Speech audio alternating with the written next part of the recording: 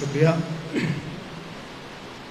صدر جلسہ، صدر مجلس اور خواتین و حضرات، چونکہ وقت ظاہر سی بات ہے بہت زیادہ ہو چکا ہے اور مجھے میرے خیال سے 10 منٹ سے زیادہ وقت نہیں لینا چاہیے، اور حالانکہ مقالہ تو کافی طویل ہے، میں کوشش کروں گا کہ 10 منٹ کے اندر اس کا ایک خلاصہ پیش کر دوں. چونکہ موضوع ایک اس طرح کا دیا گیا ہے جو اس وقت میں موجودہ حالات میں انتہائی ضروری ہے ہم سب کے لیے، اور ہمارے جو خاص طور سے طالب علم ہیں ان سب کے لیے بھی بہت زیادہ اہمیت کا حامل یہ موضوع ہے.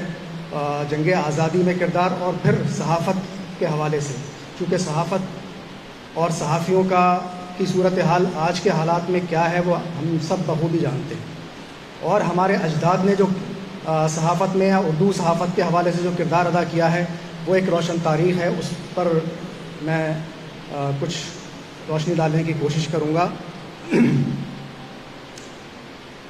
یہ سیمینار ایک ایسے وقت میں منعقد کیا گیا ہے جب ہم اردو صحافت کے 200 سال اور اپنی جنگ آزادی کے 75ویں سال کا جشن منا رہے ہیں. سیمینار کا یہ عنوان واقعی بہت موزوں اور توجہ طلب ہے. ہندوستان میں انگریزی صحافت کی ابتدا کے تقریباً 40 سال کے بعد اردو صحافت کی ابتدا ہوئی. انگریزی اخبار حکیز گزٹ 1780 میں کلکتہ سے جاری ہوا. اخبار 4 صفحات پر مشتمل تھا جو ایک ہفتہ وار اخبار تھا، جبکہ 27 مارچ 1822 کو اردو زبان کا پہلا اخبار جامع جہاننما منظر عام پر آیا. اتفاق سے اس کا آغاز بھی مغربی بنگال کی اسی سرزمین سے ہوا. حالانکہ ابتدا میں اس کے صرف 6 شمارے اردو میں شائع ہوئے اور بعد میں یہ فارسی زبان میں منتقل ہو گیا. لیکن پھر 1 سال کے بعد اس فارسی اخبار کے ساتھ 4 صفحات کا اردو ضمیمہ منسلک کیا گیا، جس نے اپنی ایک الگ شناخت قائم کی. وہیں دوسری جانب انگریزی صحافت کی مقبولیت کافی بڑھ چکی تھی.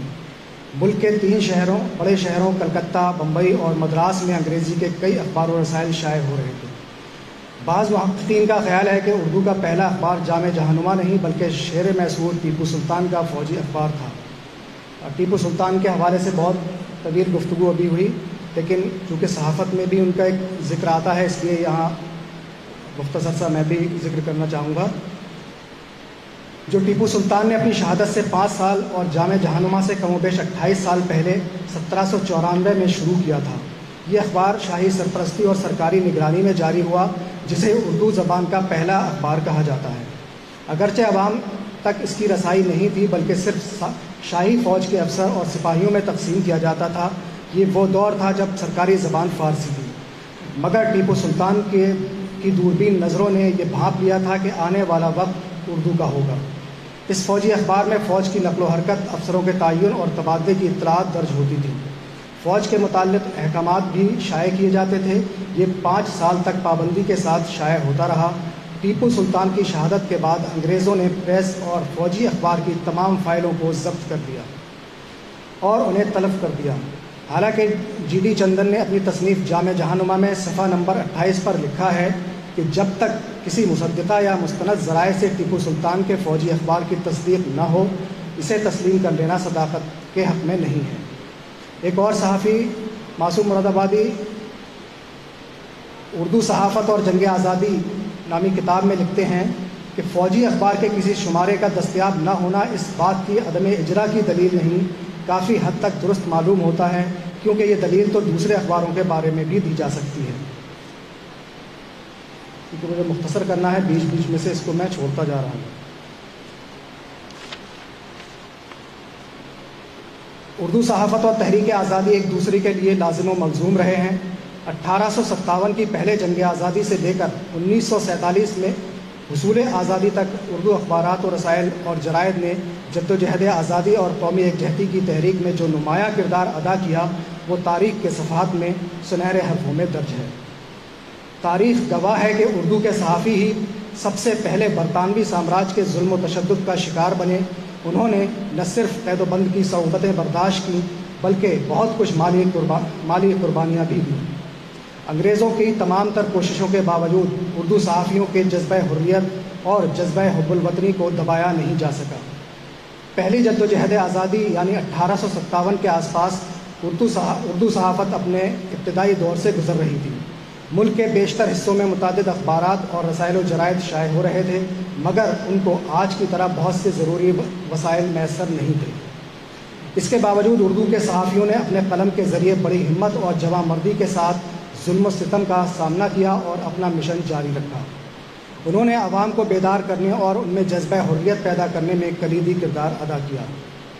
اردو کے باوقار ممتاز مستند ادیبوں اور صحافیوں نے اپنے اخبارات اور اپنی تحریروں سے اپنے مطابق فضا بنانے کا وہ ہنر پیش کیا کہ دنیا ان کی تعریف کے لیے مجبور ہوئی۔ اسی لیے آج بھی ان کی تحریریں اشتیاق سے پڑھی جاتی ہیں۔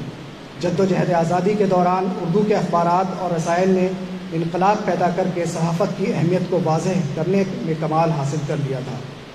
حکومتیں ان کی تحریروں سے خوفزدہ رہتی تھیں، انہیں یقین رہتا تھا کہ ان تحریروں میں انقلاب پیدا کرنے کی جو صلاحیت اور طاقت ہے اس کا مقابلہ آسان نہیں۔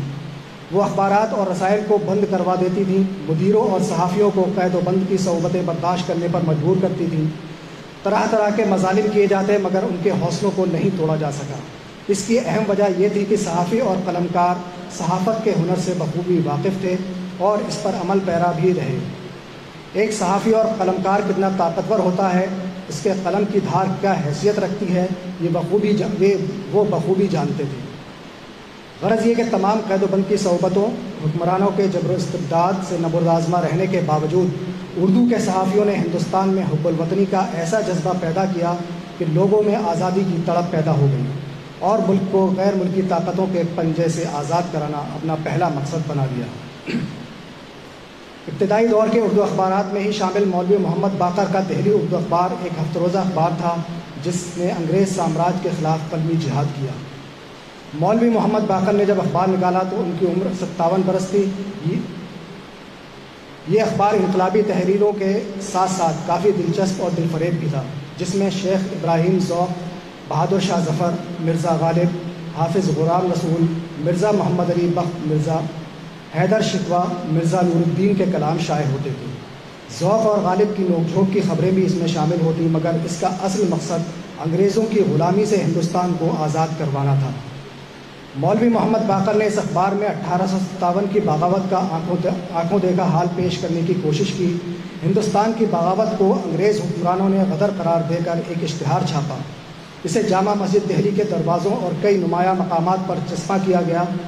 مولوی محمد باقر نے اس اشتہار کا دندان شکن جواب دیا۔ اس طرح وہ حاکم انگریزوں کی نگاہوں میں کھٹکنے لگے۔ مولوی محمد باقر کو گرفتار کیا گیا اور فرنگی جاسوسی محکمے کے انچارج کیپٹن ہڈسن کے سامنے پیش کیا گیا، جس کے حکم سے انہیں 16 ستمبر 1857 کو دہلی دروازے کے باہر خونی دروازے کے سامنے میدان میں توپ کے گولے سے شہید کر دیا گیا۔ اس طرح اردو کے پہلے صحافی نے جام شہادت نوش کیا اور حب الوطنی کے محاذ کی قربان گاہ پر اردو صحافت کے پہلے قوم پرور اور محب وطن کی قربانی سامنے آئی۔ اپنے دور کے ممتاز صحافی ادیب جمنا داس اختر نے اپنے ایک تحقیقی مقالے میں جو ماہنامہ آج کل دہلی کے اردو صحافت نمبر میں شائع ہوا میں لکھا کہ جنگ آزادی میں اردو صحافت کا رول بڑا اہم رہا ہے۔ اس دور کے جید صحافیوں میں جنہوں نے جنگ آزادی کی حمایت کی ان کا ذکر کرتے ہوئے وہ لکھتے ہیں، مولوی محمد باقر تو جنگ آزادی کے پہلے شہید صحافی رہے۔ ان کے فرزند مولوی محمد حسین آزاد جو خود اخبار نویس بھی تھے، انہیں انگریزوں نے اشتہاری مفرور قرار دے کر گرفتاری کے لیے 500 روپے کے انعام کا اعلان بھی کیا تھا۔ ہندوستان کی تاریخ میں اردو صحافت نے جو کردار ادا کیا ہے دوسری کسی زبان نے شاید ہی ادا کیا ہو۔ اس کی اہم وجہ یہ ہے کہ پوری جنگ آزادی کے دور میں صرف اردو ہی ایک ایسی زبان تھی جو کشمیر سے کنیا کماری تک اور گجرات سے آسام تک پڑھی، بولی اور سمجھی جاتی تھی۔ اس کے ساتھ ہی اردو ہی وہ زبان تھی جس کے اخبارات کلکتہ سے لے کر دہلی اور ممبئی تک شائع ہوتے تھے۔ اس میں کچھ 1857 کی جنگ آزادی کے بعد اہم اخبارات اور رسائل و جرائد جنہوں نے اپنی خدمات انجام دیں ان میں اودھ اخبار، اودھ پنج، تہذیب الاخلاق، انجمن، افسر اور کئی ادبی رسائل پیش تھے۔ 20ویں صدی میں تقسیم سے قبل جن رسائل کا اور جرائد کا ذکر کثرت سے کیا جاتا ہے ان میں مخزن، زمانہ، اردو معلیٰ، زبان، عصمت، ہمدرد، الہلال، علی گڑھ میگزین، ہمایوں، ادبی دنیا، نیرنگ خیال، عالمگیر، ساقی، شاعر، ادب لطیف، شاہکار، سبرس وغیرہ کے نام قابل ذکر ہیں۔ اس دور میں رسائل و جرائد کی مجموعی تعداد تقریباً 70 تھی۔ ان میں سے کئی رسالے تقسیم وطن کے بعد بھی جاری رہے۔ 20ویں صدی کے آغاز یعنی 1903 میں مولانا حسرت موہانی نے اردو معلیٰ کے نام سے ایک رسالہ جاری کیا۔ اگرچہ یہ ایک ادبی رسالہ تھا، لیکن اس میں شائع ہونے والے سیاسی نوعیت کے مضامین انگریزوں کی آنکھوں میں کھٹکنے لگے۔ اس میں شائع ہونے والے مواد سے انگریز حکمرانوں کی نیندیں حرام ہو گئیں۔